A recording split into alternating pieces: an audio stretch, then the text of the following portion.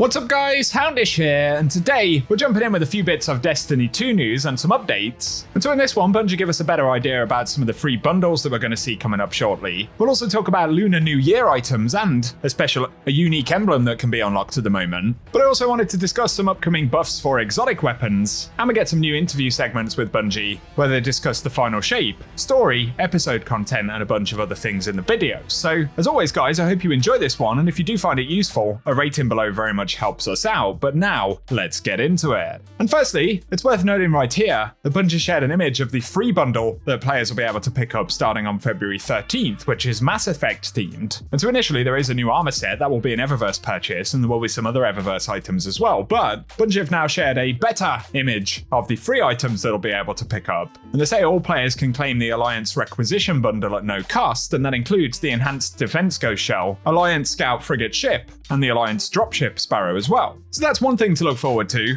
But additionally, it'll be Chinese New Year, I believe, next week on February 10th. And as we've seen in other years, Bungie do release a Lunar New Year celebration bundle, and it looks like there'll be a Lunar New Year gift for all players as well. I believe in previous years that's contained Bright Dust. But on top of that, there is the Lunar themed ornament for Risk Runner, plus a Sparrow, Ghost Shell, Ship, and there's an ornament for Two-Tailed Fox as well. So we'll probably hear more about those next week, potentially at the reset, and as always I will keep you posted. Also connected to that though, there's an emblem in the game called Risen, and it's a pretty rare one. It's actually supposed to only be available via Bilibili, which is a Chinese website, but all players can create an account on Bilibili and then link their Bungie profile to the account. Then you have to watch a certain amount of Destiny live streams on the platform, and the emblem will be unlocked. It is actually a pretty cool one, and we can see Riven in the background there, so a little bit of effort involved in picking it up. Even better than that though, if you don't want to go through all of the process of signing up to Bilibili, which is a bit confusing as I said, the Destiny 2 team have posted that for those interested in the new Risen emblem currently being offered on Bilibili, we plan to make this emblem universal for all players as we get closer to Lunar New Year, and we'll share fuller details as we approach the date. And so this will be an emblem that everyone can unlock in a few days time probably, without having to go through all the hassle of signing up to a Chinese website. Depends how patient you are, but I'll keep you posted when Bungie finally give us details on how we can pick that one up.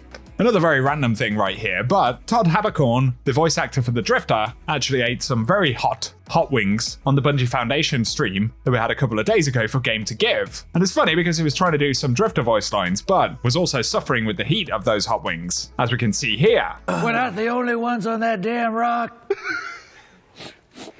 Plenty of them roaming around out in the wild. Man, pretty crazy stuff. I guess we always knew that working for Bungie was hard, but this is a bit more savage than I expected.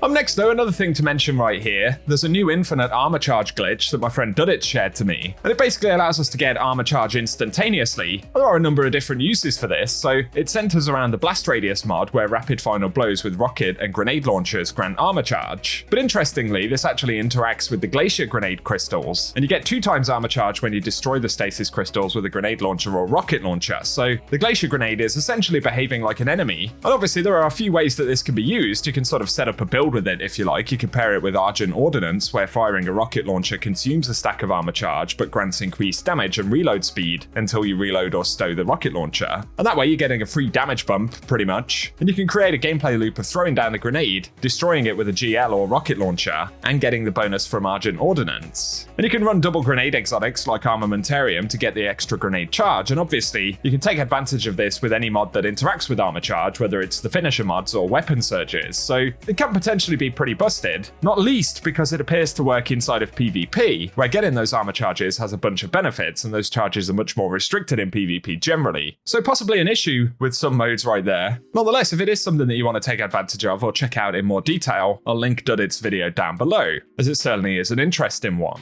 Up next though, something here that I wanted to shine a light on once again. But before Season 23 started, Bungie did share some upcoming changes for weapons. And these are anticipated in the mid-season patch for Season 23. We don't know exactly when that will be, but also there are some updates for things coming in the final shape. So they indicated that the mid-season patch would see bow tuning in PvP, as well as additional weapon tuning for Checkmate aimed at promoting better diversity of weapons. We have had a bunch of Checkmate weapon tuning adjustments already, although we can probably expect more. But further in the future, future, and this is probably Final Shape stuff or potentially the update that we get in April with Into the Light, but Bungie said that Necrochasm will be getting a buff to extend the duration of the poison damage over time effect that it applies from the Cursed Thrall explosion, and it will also get a new catalyst called One for Thrall, which grants a moderate period of increased damage, range, and aim assist after you damage 3 enemies in quick succession. On top of that though, damaging 3 more enemies while the perk is active will refresh the timer, so that actually is a fairly hefty buff for Necrochasm by the looks of it. But they also said that we'll see buffs to Truth, as well as Colony and Dead Man's Tale, and there'll be other exotic weapon changes as well, and then heavy grenade launchers will get a substantial inventory buff. And so again, the latest that we'll see those updates is in the Final Shape. But we should keep in mind that Bungie also indicated in the tweet this week that we'll see some kind of rewards refresh for Season 23, and that could be a sort of mid-season update of some kind as well. So once again, we don't know exactly when that will be, but could be a few interesting bits for folks still playing the game at the moment, and I'll keep you posted when we get more info.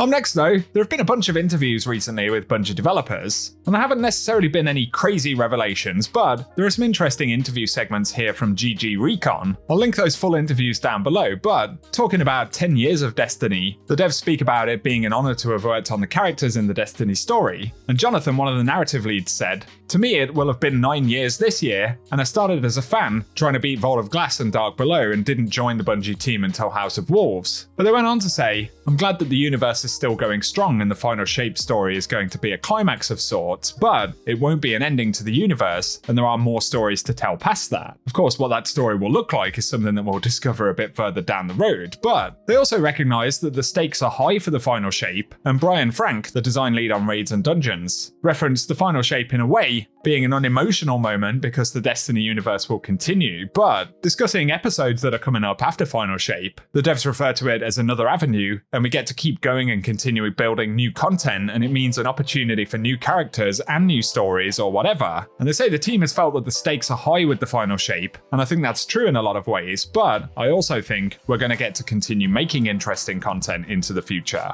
So again, nothing necessarily groundbreaking via the interviews we've had recently. The devs did also speak about predictability with seasonal narrative and storytelling, but also content and the sort of gameplay loop overall, and this being something that they want to tackle with episodic content. And like I said, there have been a bunch of interviews that are sort of this nature, where obviously Bungie are trying to be present in this extended delay for the Final Shape, despite the fact that they're not necessarily ready to talk more about the expansion itself just yet, although, as they've revealed, there will be a lot more information about the Final Shape starting in April.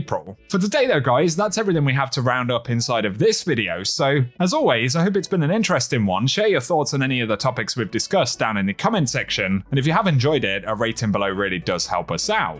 But otherwise, I appreciate you tuning in today as always. If you want to see more Destiny content, definitely get subscribed and I'll keep you posted, but otherwise, I will catch you guys very soon.